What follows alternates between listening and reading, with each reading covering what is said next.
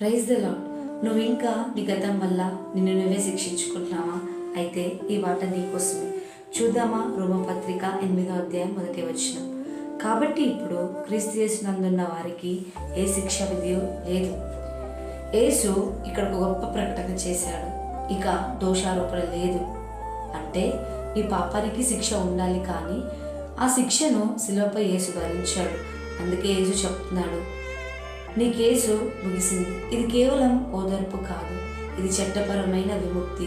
కానీ విను, యేసు శిక్ష భరించాడు కాబట్టి పాపం చేయడానికి లైసెన్స్ కాదు. సిలువ మనకు పాపం చేయడానికి ధైర్యం ఇవ్వదు, పాపం విడిచిపెట్టడానికి శక్తి ఇస్తుంది. నిజ జీవితంలో చూసుకున్నట్టయితే ఒక ఖైదీకి క్షమాభిక్ష వచ్చింది అనుకోండి, తలుపు తెరుచుకుంది, కానీ అతను బయటకు రాకపోతే అతనే తనను బందీగా ఉంచుకున్నట్లు. దేవుడు తలుపు తెరిచాడు, నువ్వు బయటకు రావాలి. యేసు నిన్ను దోషిగా చూడటం లేదు, ఇక నువ్వు కూడా నిన్ను దోషిగా చూడొద్దు. కృప అనేది లైసెన్స్ కాదు, లైఫ్ చేంజింగ్.